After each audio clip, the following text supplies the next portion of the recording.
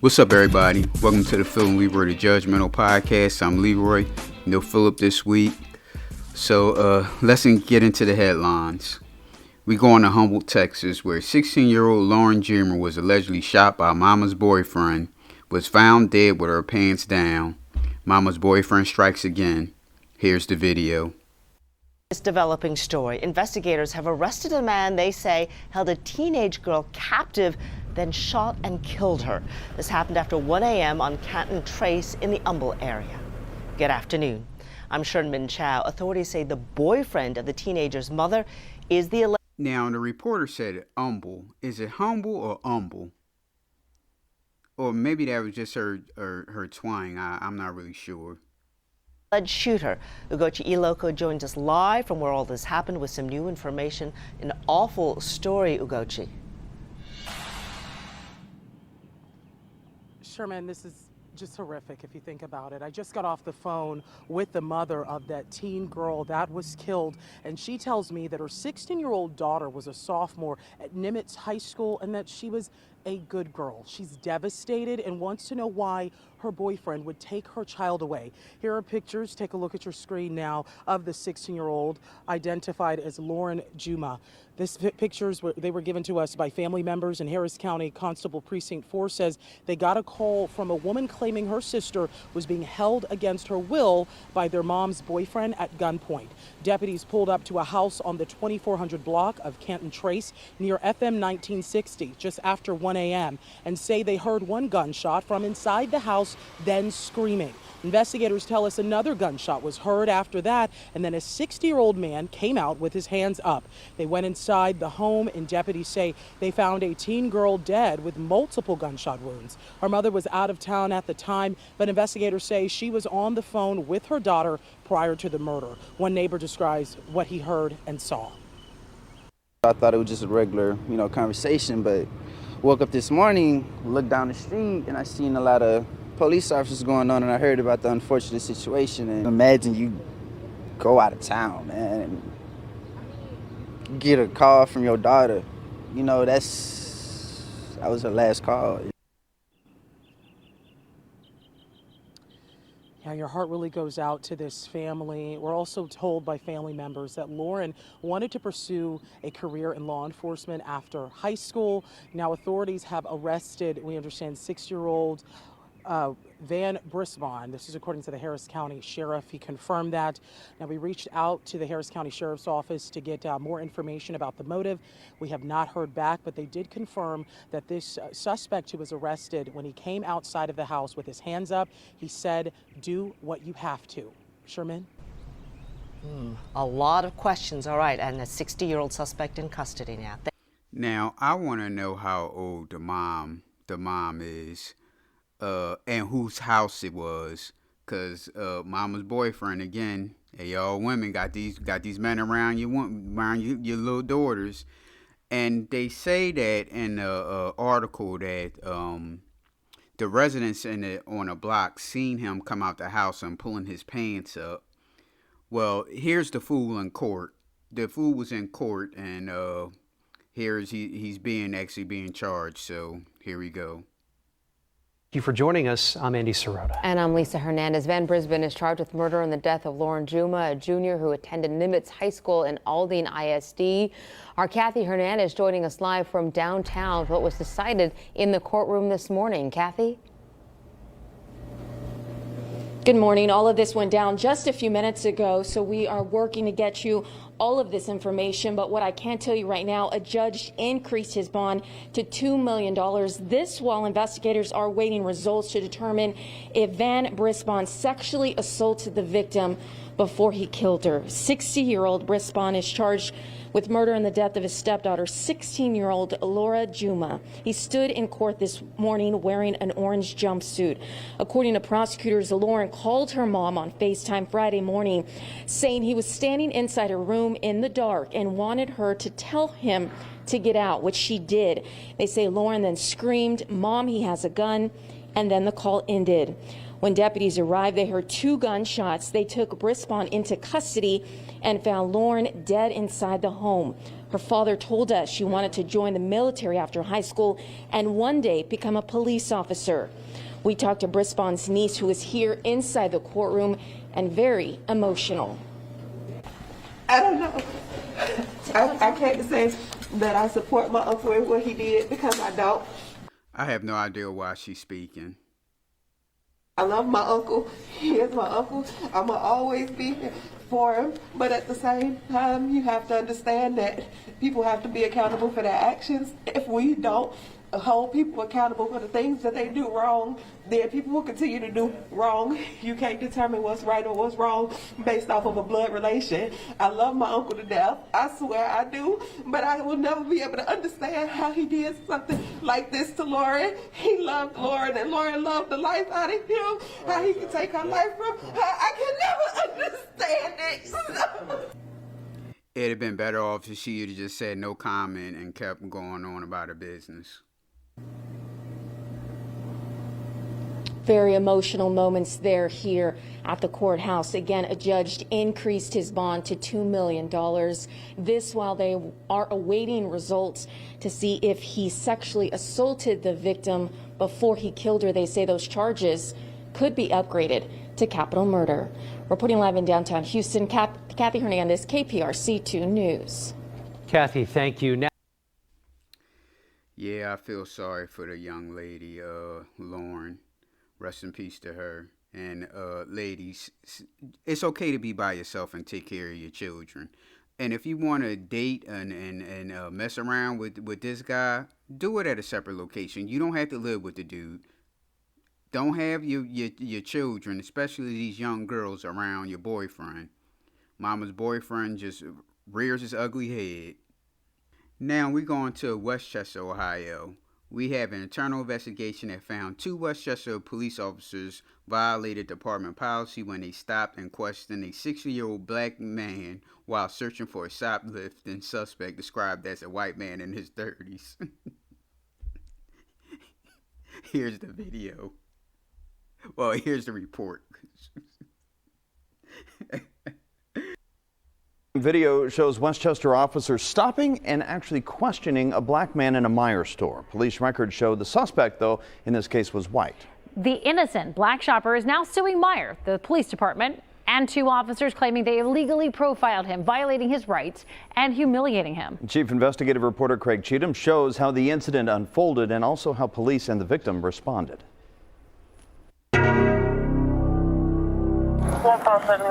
Westchester police body camera video shows officers Tim Menkenball and Tanner Sendez looking for a possible shoplifter 10 minutes after a police dispatcher gave this description. Caucasian male, maybe late 30s. He's wearing a dark green / gray type colored Carhartt coat, got a red hoodie underneath. I believe he has a cutting device. Is this him right here walking up to us? Within a few minutes after they arrived in the store, Sendez points to a man he said looked in his direction and mirrored the officer. Yeah, I'm looking at Carhartt front of the left. It's not Carhartt. There isn't anything like him. But despite Menkenball's doubts, the senior officer leads Sendez, a trainee, toward Eric Lindsay, a 60-year-old black man. Now, it's a lot of people in this grocery store. And a lot of men walking around, a lot of women walking around, and they just pick him right out of the blue.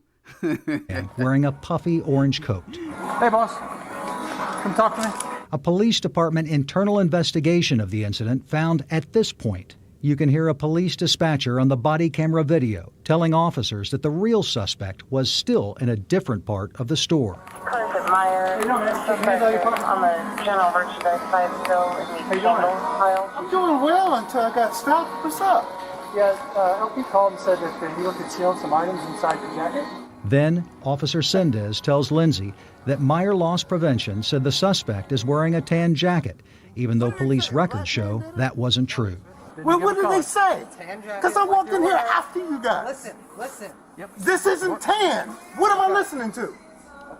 The jacket that the black man is wearing is orange, super orange, jacket, and the dispatcher said that it was a Carhartt jacket, and the black man has on looked like it's a first down jacket from the emblem. It looked like it's a first down jacket. All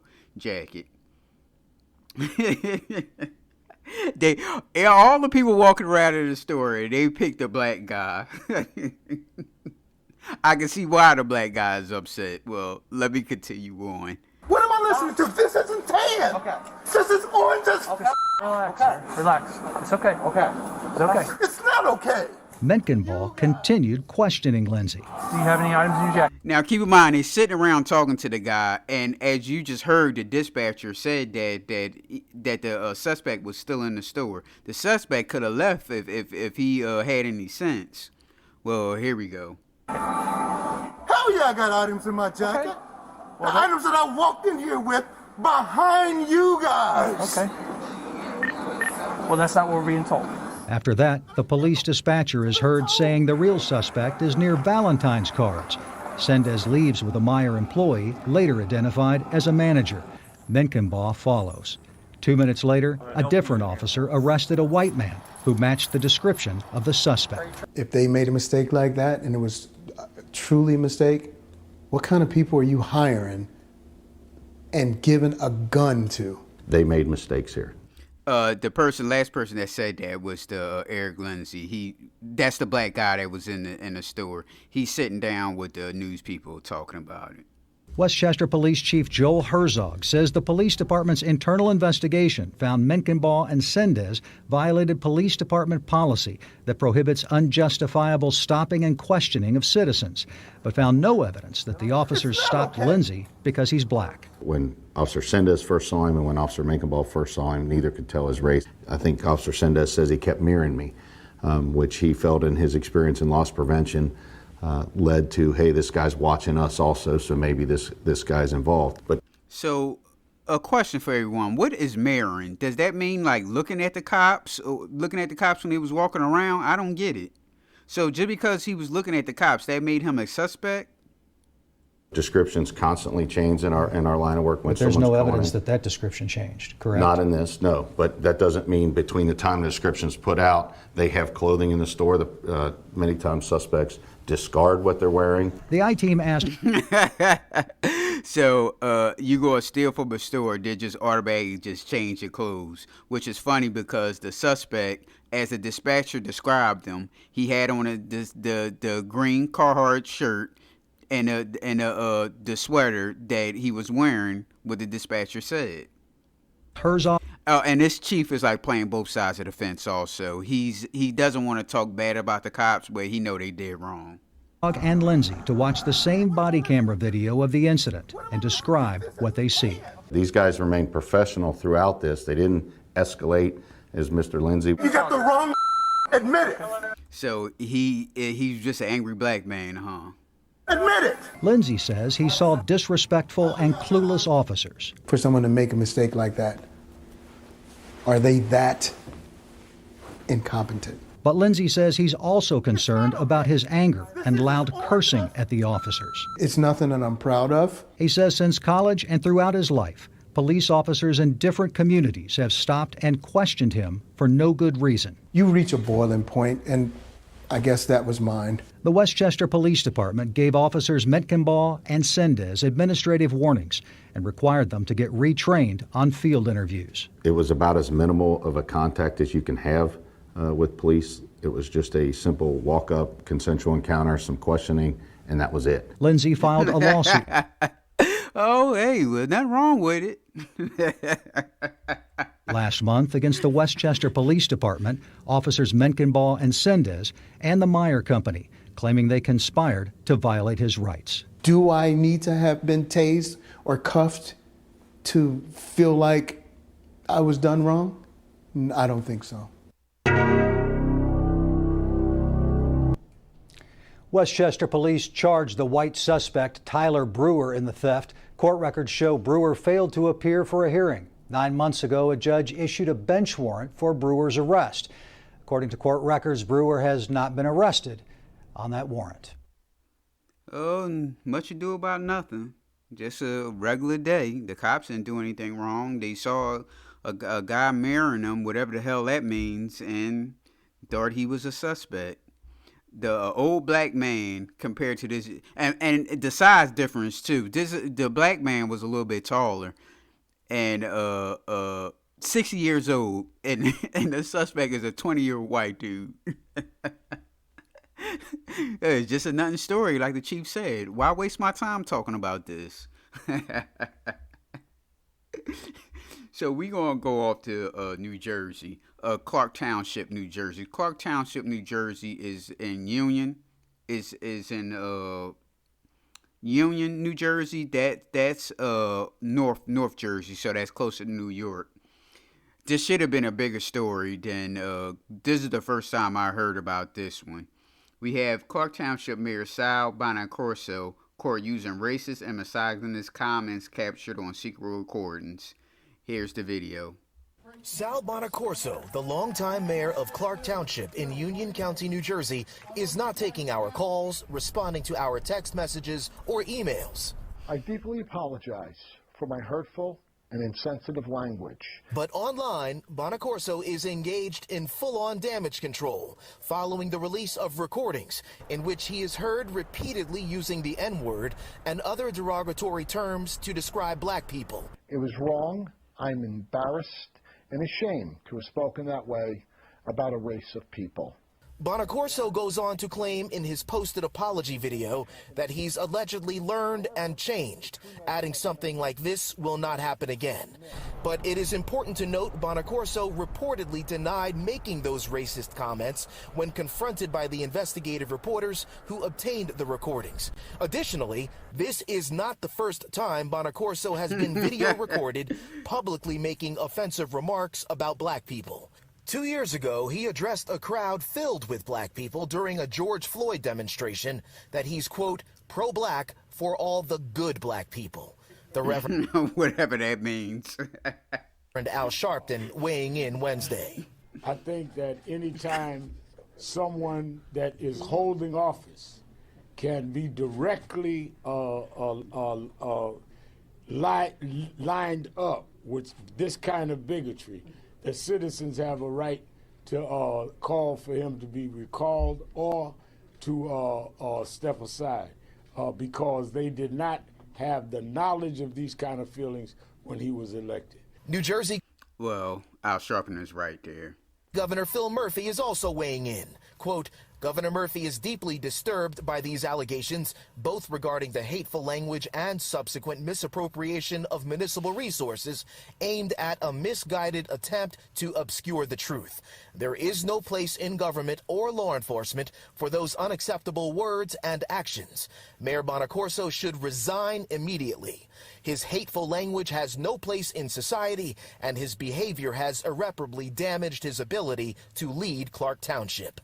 The president of Clark's local police union has also condemned the recorded racist remarks made by Police Chief Pedro Matos and the department's internal affairs supervisor in their recorded conversations with Bonaccorso.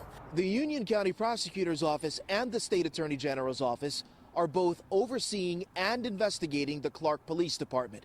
A spokesperson for the state AG's office tells Pix 11, quote, the Office of the Attorney General takes seriously the responsibility to ensure that the policing in our communities is fair and impartial and never driven by bias, hate, or prejudice. Due to the nature of the allegations, at the outset of the investigation, members of the police department's command staff were relieved of their duties by the prosecutor's office and have remained so during the pendency of the investigation. In Clark, New Jersey, Jay Dow, Pix 11 News. Well, here's the apology that the mayor made. Good afternoon, ladies and gentlemen. Mayor Sal Bonaccorso. I'm here today to make a statement. I'm here today to say I've made mistakes, and I'd like to apologize for the pain I caused to the residents of Clark, my family, my friends, and all those that were offended by my comments. They had a right to expect more from me. My words should not reflect on any of them. I deeply apologize for my hurtful and insensitive language. It was wrong. I'm embarrassed and ashamed to have spoken that way about a race of people. I've learned and I have changed, and it will not happen again. He changed in what, like a year? However, a true measure of a man is whether he can admit an error and then learn from it. Let me tell you what I mean. Back in 2020, when the BLM marches came through Clark, I thought I understood why people were drawn to the street to participate. After interacting with people of all generations and races at several rallies and hearing their moving stories, I started to see a much bigger picture of how discrimination played into a complex history. Oh, he just had this old man just had this epiphany that there's racism in this world after the Black Lives Matter march. These experiences challenged my assumptions. I have never discriminated against anyone. Oh, I bet you didn't. Based on race, gender, and or any other groupings. I always treat people respectfully and fairly. I also learned that after my interactions at these local rallies that people didn't see me or maybe my beloved town that way. I never forgot that. It's been about 2 years since my experience at the marches revealed my blind spots. Oh, shit. He's like, wait.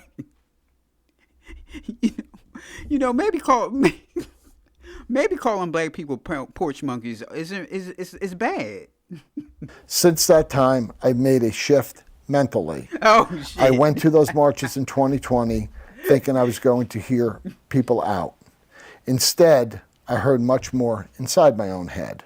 Oh, really? I now realize that not sharing my insights and lessons from those rallies with this community was a missed opportunity. That day I started a journey of awareness, and that I should have shared my personal discoveries with all of you. Regarding the insensitive nature of my comments about a female Clark police officers, they were hurtful, and I'm sorry. They were also a part of a larger, difficult conversation we were having about performances of several officers employed by Clark PD. The truth is, I do not have a memory of every conversation I've had, and these are over 4 years old. Oh, shit. I called her a dusty hoe, but I forgot all about it. I can say that I am a very different person in 2022 than I was in 2020. Oh, shit. In 2 years, she's just a totally different person. He don't. And for that, when those tapes were made 4 years ago. Oh, that's so long ago. Because the world is a teacher, and I've gotten through good fortune to learn from it, a person's age doesn't determine growth. It's ongoing. I was blessed through a mutual friend to meet a gentleman by the name of Mark Bullock, a Rahway resident, a community leader, a CEO of a nonprofit group, New Life CDC. After a long, heartfelt, truthful conversation with Mark, I've decided it's time to continue my learning with action. Starting immediately, I will be working with Mark and members of his organization to contribute to communities and to bring people together. Oh, I would like to thank him for meeting with me, and I look forward to working in partnership with him to help others. I will invite members of the community to join me as well. I look forward to working to change the perception of myself and of Clark, and for those who don't live here, we will come to understand that Clark is a loving, caring community that accepts everyone. Thank you very much for your time, and may God bless Except everyone other than Sean's. you. Thank you. Oh, that was from the mayor of Clark Township, New Jersey. Sal Bonaccorso. 4 years ago, he was an extreme racist, but he thinks differently now.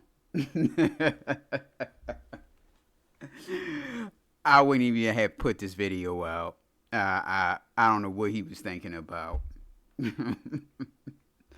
Thanks for the laughter, Mayor Bonaccorso. Oh, hey, here's another thing. Okay, here's a report from the news article. 2 years ago, the township concealed the allegations by quietly agreeing to pay a whistleblower and his attorney $400,000 under a legal settlement. The whistleblower, Antonio Montana, was also allowed to remain on a payroll for more than 2 years without working at an additional cost of $289,700 in salary alone.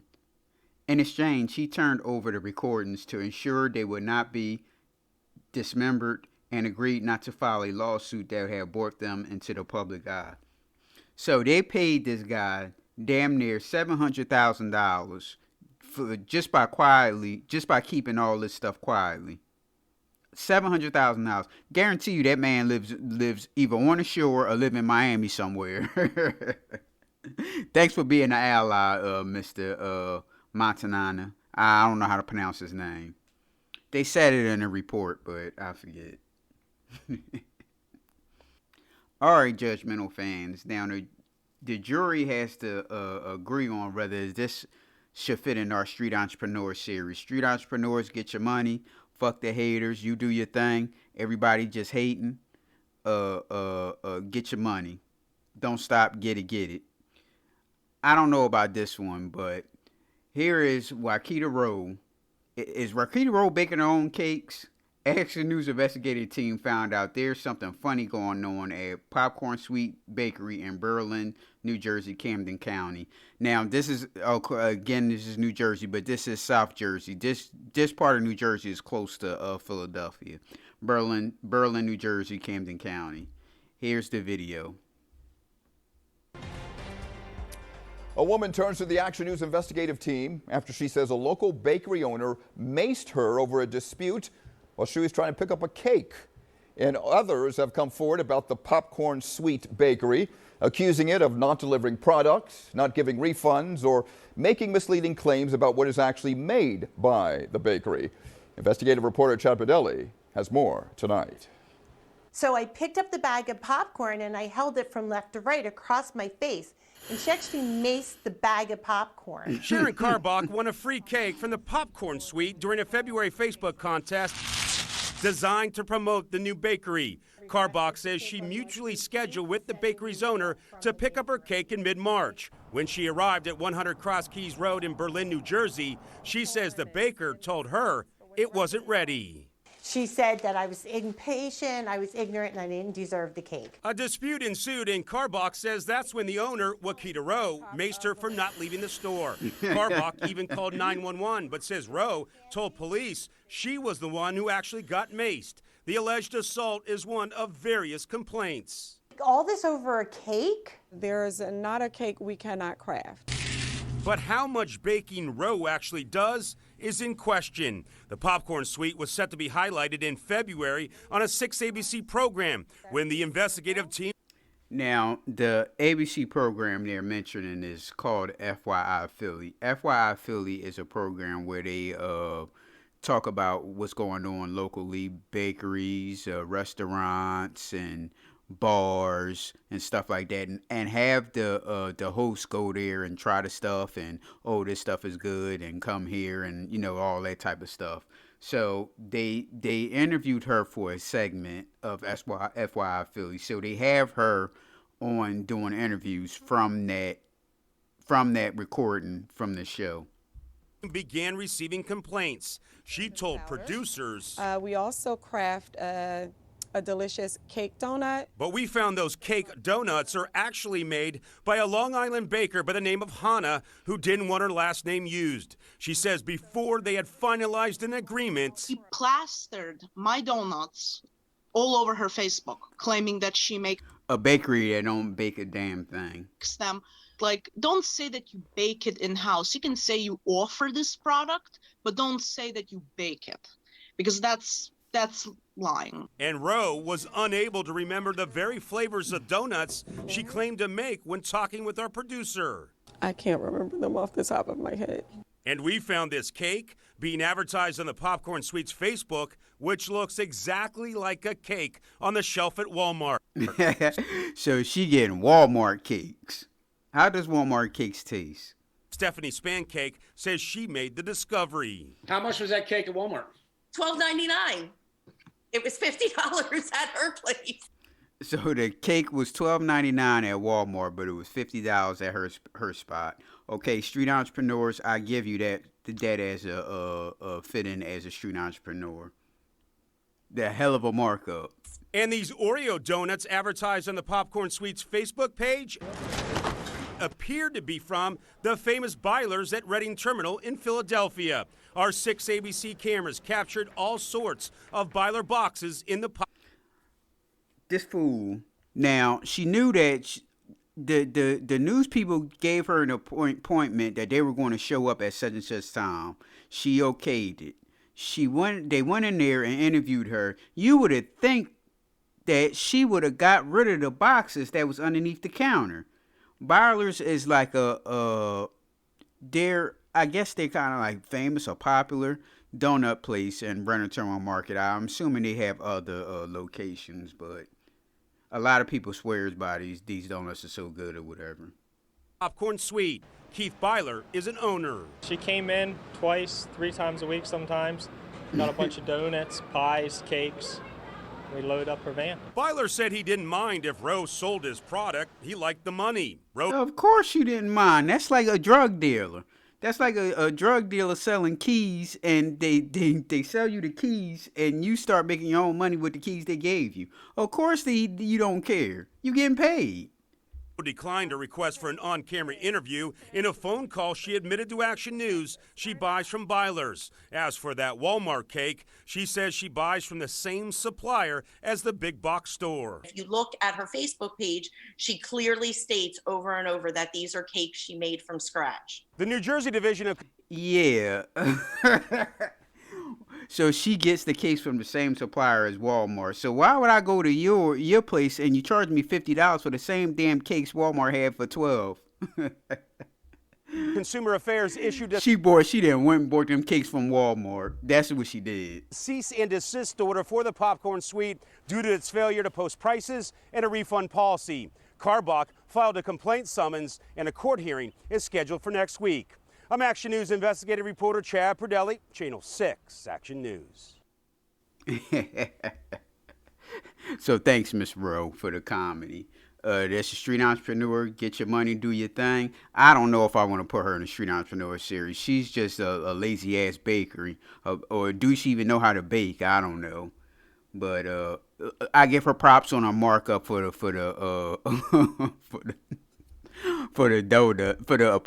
cake. I'm sorry, from $12.99 to $50. I give her props for that one.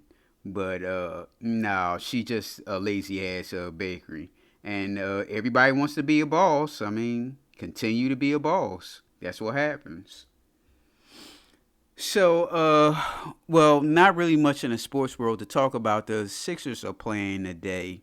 And I have no hope for the Sixers. They're not going to win the series. And if they do win the series, they're going to lose to Milwaukee or Boston either way. So, James Harden, all I got to say is James Harden. Sometimes life ain't fair, but sometimes you get what you want. And that's the Sixers and the Sixers fans wanting them, and you getting what you asked for. Should have stayed with the people we had.